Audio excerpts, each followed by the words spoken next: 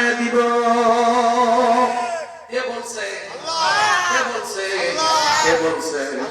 এখন দেশে বহু মানুষ আছে কয় হুজুর মাফ করবেন হুজুর, আমার কামাই যদি ঠিক নাই, চরিত্র ঠিক নাই হুজুর, ভালোই নামাজ পড়ো। আমার আল্লাহ কয় গুনাহগার যারা নামাজ পড়ো তারা নামাজ তোমারে ভালো বানাইবো।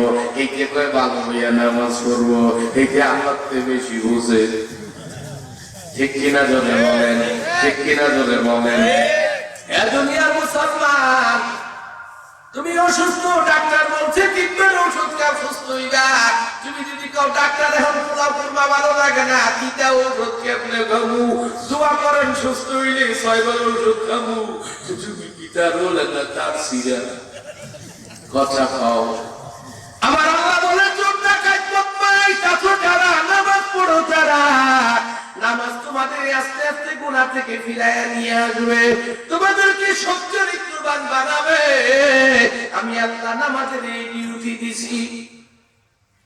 আমি সেনাবাহিনীতে ছিলাম, সেনাবাহিনীর সবচেয়ে বড় ইউনিটগুলোর একটা সিএমটিভির এডুকেশন ছিলাম। আমি একদিন আমার সিনিয়র কেসিও সুবেদার মেজর মতিন সাহেবকে ডেকে বললাম, আজকে রুল বলে সৈনিকদেরকে বলে দিবেন আগামীকাল সবাই নামাজ পড়তে হবে। কয় স্যার এটা একটা কথা কইলেন আপনি, হিন্দু সৈনিকত্ব আছে। আমি কই কয়ে দিবেন সকালে উঠে পূজা করো লাগবো, আমি দেখুন পয়সা কয়ে দিব। বিএসএফকে হাবিলদারকে বললেন ফজর আজান হলে বুট পয়দা লাগি লইয়া রুমে রুমে ঢুকবো, যেটা নামাজ পড়তে এলেই মুড়ে দিব, পূজা করতে যায় না এটা মুড়ে দিব। ঠিক আছে করে দিব।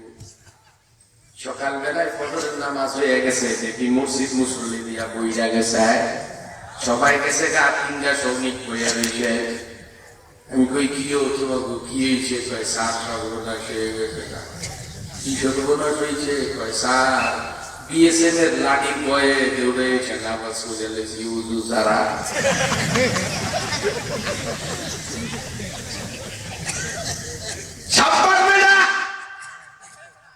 এতদিন মনে হইলে পড়তেই না, আজকে তো উজু সারা হইলেও পড়ছস, বাপের মতো কাম করছস।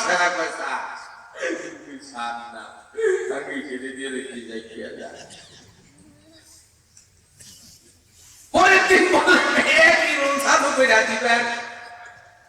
পরের দিন ফজরের সময় মসজিদে যায়, দেখি ওই 3টা সামনে বয়ে রয়েছে। আমি ডাক দিয়ে জিজ্ঞেস করলাম কি এত তাড়াতাড়ি? কয় স্যার নামাজ যখন ফরনি লাগবো তো উজু ছাড়া কেন করতাম? মোবাইলের মধ্যে অ্যালার্ম দিয়ে বুঝেছি, কারণ আজানের আগে উঠতে উজু করে লাইছি। আমার বুঝ হয়ে গেছে একদিনের নামাজ পরে দেখবে ওজুওয়ালারে ওজুওয়ালা বানায় দিছে। এই যুবকেরা তোমাদের পায়ে ধরে বলি বাবা নামাজ পড়ো, নামাজ পড়ো। একদিন নামাজ পড়বা, দ্বিতীয় দিন রেজাল্ট পেয়ে যাইবা। ও মুরব্বী তোমার পায়ে ধরে বলি বাবা তোমার ছেলেটারে নামাজের কথা বলো রে বাবা।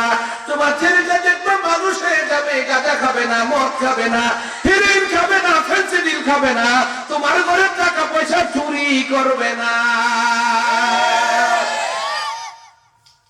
মনে হয় বুঝতেছেন না বাবা? বুঝলে একটু কথা বলবেন, আমি বেশি সময় কথা বলবো না। কেউ যাইতে পারবেন না, আজকা ইঞ্জিনিয়ারও যাইতে পারতেন না, লয়ারও যাইতে পারতেন না, আর্মি অফিসার যাইতে পারতেন না, সাংবাদিক থাকলে তুমিও যাইতে পারতা না, কারণ সরকার থাকলে জনগণ যাইব কেমনে? নাগরিকত্ব কাইটা খুশি খুশি করে গেলাম। দুনিয়ার মুসলমান, আমার নিয়ম হলো শুরুতে 1 ঘন্টা হাসাই, পরে 1 ঘন্টা কান্দাই, ইনশাআল্লাহ কেটে কেটে গুনাহ মাফ করায়া যাব। রাজি আছেন কারা কারা? আল্লাহ তৌফিক দিও, তৌফিক দিও। হাত উঠা রাখো। হাদিস মতো আমার আল্লাহ এখন প্রথম আসমানে আইসা গেছে। ওই যে তাকায়া দেখো, আল্লাহ তোমাদের দিক তাকায়া আছে।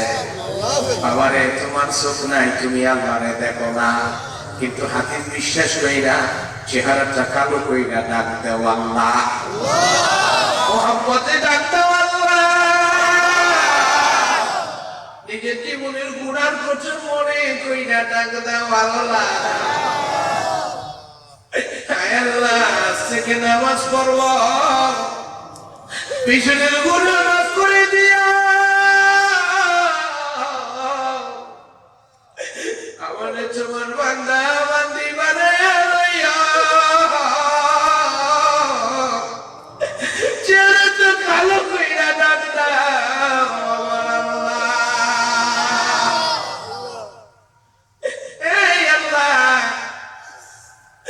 আমি আদিত পারি নামের ধরবা এবং তিস্তার চরের মধ্যে এসেছি আল্লাহ।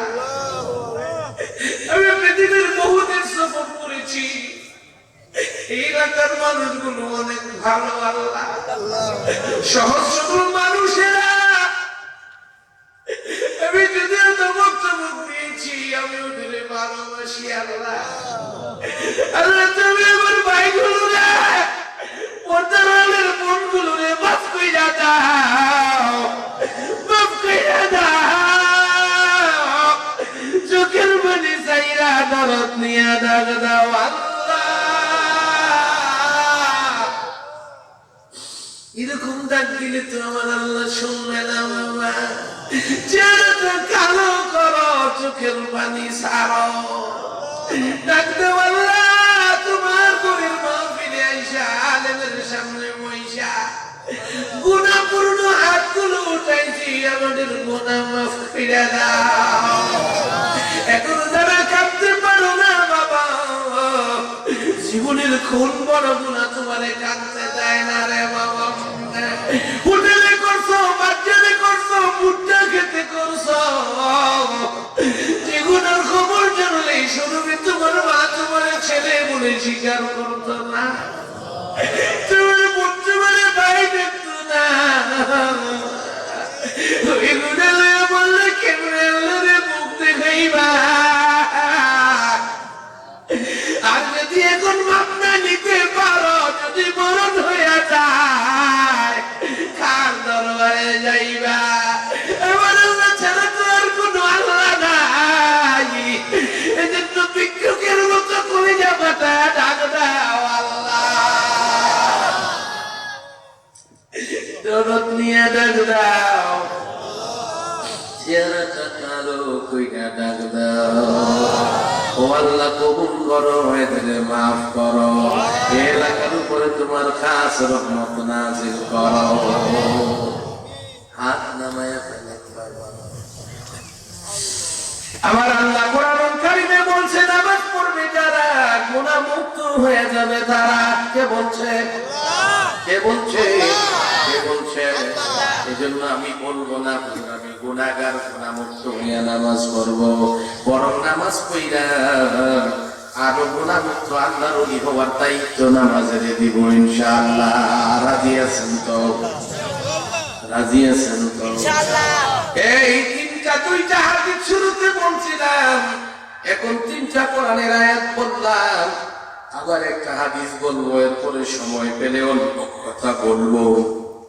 বলবো কি বলবো না? বলবো কি বলবো না? এই দুইটা যুবক যায় কোথায়? এই যুবক, এই বাকিরা, এই সাসিয়াম মা টেলিফোন করছে যে পোলাও কুরমা বানাই রাখি, ঠান্ডা হয়ে যায় গাইও যদি কেমন হাইব্রিড পোলা পাই, ওরা আবার বেশি সময় বয়ে থাকতে পারে না, মায়ের দুধ খায় নাই, বোতলের দুধ খেয়েছি, কিছু ধরে বসে পানি চালান লাগে। আমরা এই বয়সে 8 ঘন্টা 10 ঘন্টা এক জায়গায় বসে থাকতে পারি আলহামদুলিল্লাহ। পানি নিয়ে চাপ দেয় না। কেমনে চাপ দিব? আমরা মায়ের দুধ খাইছি। আমরা ঝগড়া লাগলে আগে বলতাম ছোট্টবেলায়, এদিকে আয়, কয় কেজি মায়ের দুধ খাইছিস, কিনে নেবো, কেউ কেউ ভয় পাইতাম না। এখন পোলা বেনে দেখে ভাই আমাদের কিনতেও না, আমার মেশি দুধ বলবি না, বোতলের দুধ খাইছি, দিলে একটু করুক তো নাই মোষ হইয়া যাইব। ঠিক কেনা বলে বলেন? তোমার মা বোনেরা ওয়াজ শুনতেছে, হ্যাঁ? ও মা, সৌন্দর্য ঠিক রাখার জন্য বাচ্চাদের দুধ খাওয়াও না। মা, তুমি দুধ খাওয়াও না, সেজন্য তোমার সঙ্গে বাচ্চার সম্পর্ক হয় না। এখন এই জন্য তোমার মা কইতে চাই না, ঠিক ও মা, তুমি বাচ্চাদের দুধ খাওয়াও না, তুমি শরীর ফিটিং রাখতে চাও, মাকে ফিটিং তো থাকে না, ওগুলো সিটিং হয়ে যায়। যেই খাল দিয়া পানি যায় ওই খালের পাশে গাছগাছালি জন্ম হয়, খালের ভিতরে মাছ জন্ম হয়। যেই খাল দিয়ে পানি যায় না, যেই খাল দিয়ে পানি যায় না ওই খালের পাশের গাছগুলো মরে যায়, ভিতরে পোকামাকড় হয়, মানুষ বয়ে বয়ে আগে। মাগো, তোমরা যারা বাচ্চাদের দুধ খাওয়াও না, তোমাদের ব্রেস্টের 32টা নার্ভের মধ্যে ক্যান্সারের জীবাণু হয়। সৌন্দর্য তো থাকবে শৈতিন করে বান্ধবী হয়ে যাও, ঠিক কিনা ধরে বলেন? ও মা বোনেরা, আর আমার বাচ্চা কাচ্চাগুলো দুর্বল হচ্ছে। মাগো, মা মা, ও মা, 10 কেজি আঙ্গুর খাওয়ানো আর তোমার ভালোবাসাপূর্ণ মুখ থেকে নিঃসৃত 1 ফোঁটা দুধ খাওয়ানো, তার চেয়ে বেশি প্রোটিন, তার চেয়ে বেশি আয়রন, তার চেয়ে বেশি ক্যালসিয়াম আমার আল্লাহ রেখে দিয়েছে। কোন দিকে যাবো? সময় তো কম। দুনিয়ার মুসলমান, আমার নবী বলছে, মান হাফাযা আলাস সালাওয়াত আকরামাহুল্লাহু তাআলা বিখামসা খিসাল। উম্মত আমার 5 ওয়াক্ত নামাজ পড়ো, আমি আল্লাহর পক্ষ থেকে তোমাদেরকে খবর দিয়া যাইতাছি, 5 ওয়াক্ত নামাজ যারা পড়বে আমার আল্লাহ তাদের 5টা পুরস্কার দিবে। 1 নাম্বার পুরস্কার, নামাজের দুনিয়ার সমস্ত প্রয়োজন আমার আল্লাহ মিটায় দিবে। আমার নবীর কথা সত্য না মিথ্যা? সত্য না মিথ্যা? এদেশের ইংরেজদের শিক্ষায় শিক্ষিত নাস্তিক মুরতাদ নাম রহিম করিম হইতে পারে, তারা বলবে খালি নামাজ পড়লে খাবার চলবে, এটা কি ওয়াজ করেন? আরে বেটা, আমি করছি না, আমার নবী বলছেন, যদি কেউ 5 ওয়াক্ত নামাজ পড়ে, শুধুমাত্র 5 ওয়াক্ত